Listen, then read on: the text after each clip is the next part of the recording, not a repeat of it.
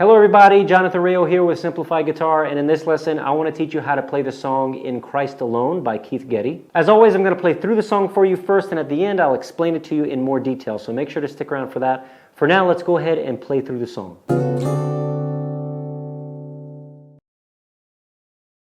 In Christ alone, my hope is found. Here is my light, my strength, my song. This cornerstone, this solid ground, firm through the fiercest drought and storm. What heights of love, what depths of peace, when fears are still, when striving cease, my comforter, my all in all. Here in the love of Christ I stand.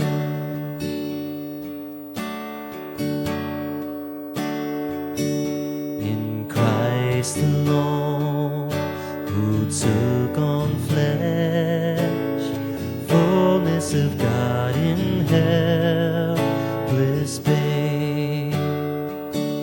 This gift of love and righteousness, scorned by the ones he came to save. Till on that cross, as Jesus died, the wrath of God was satisfied. For every sin on him was laid. Here in the death of Christ I live.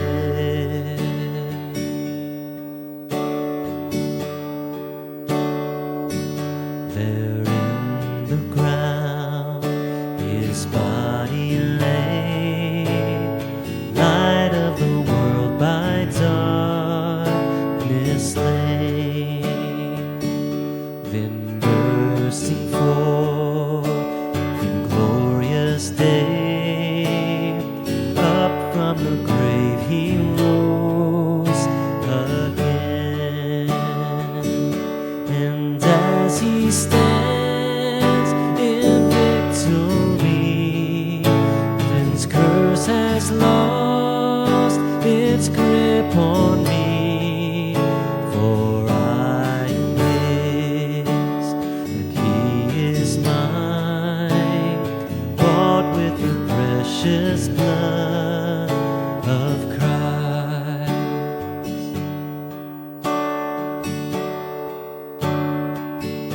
No guilt in life, no fear in death.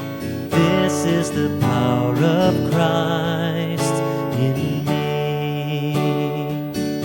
From life's first cry to final breath, Jesus commands my destiny.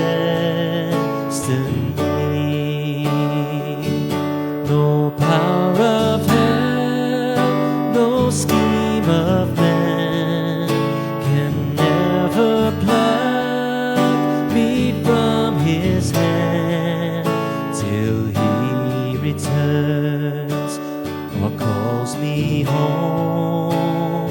Here in the power of Christ I'll stand. Alright, even though this song switches chords a lot, we're actually only using 3 chords for the entire song. So we're going to be using the C chord, the F over C chord, and the G chord. And I'm going to be playing these with my capo on the 2nd fret, so we're actually going to be playing in the key of D, even though we're using the C chord family chords. I do that because it's easier for me to sing. If it's too high or too low, you can always move your capo around. If you're interested to learn more about transposing and how to use the capo, you can get my free transposing cheat sheet at the end of this video. All right, so the strumming for this song is going to be a little tricky. We're going to have the driving pattern as the foundation for this, but we're going to be kind of moving around, and it's not as complicated as it sounds. But for the driving pattern is a very simple strum pattern. It's 4 beats long, and we're going to be strumming down on every beat, and then we strum up at the end of the measure and we repeat. So let me just play the driving pattern for you so that you can hear what that by itself sounds like. 1, 2, 3, 4, and 1, 2, 3, 4, and 1, 2, 3, 4, and 1, 2, 3, 4, and 1. So you can hear with the driving pattern, we're throwing in an up strum at the end of the measure. And typically for most songs, the end of the measure is where we're going to be switching. We switch to a new chord at the beginning of a new measure. But for this song, we have a lot of chord transitions happening, or chords are switching all of the time, and they're happening in between measures. Sometimes a chord will last a whole measure, sometimes a chord is just going to last a half a measure, and there's a lot of switching going on. So what we want to do to avoid getting confused as to when are we supposed to throw the up strum, what beat am I on again, we don't have to think about all that. All we need to do is to think that whenever I switch chords, when I'm going to be switching a chord, I'm going to throw in an up strum. Okay? So if I'm playing a chord and then I go to switch, as I'm switching, I'm going to throw in my up strum. Okay? And that up strum is there to kind of give some flair to let everybody know, the listeners know, hey, I'm switching chords. I'm going to a new chord. So you don't have to worry so much about counting the beats for this song. You just need to think about always strumming down on every beat and then throwing an up strum whenever you're switching chords. One thing you can do to help is to set a metronome. I played this song at 110 beats per minute. You can play it at that as well, or you can slow it down to 100 or 90 beats per minute if you want to practice it slower. And every time the metronome clicks, you want to be strumming down because those are the beats, okay? So for every time a metronome clicks, you're going to be strumming down. When you switch chords, you want to throw an up strum in between the beats, okay? Your up strums are always going to come in between beats or in between those clicks of the metronome. All right, I hope you enjoyed this lesson. If you did, please give it a thumbs up and don't forget to subscribe to this channel, and I hope to see you in the next lesson. Take care.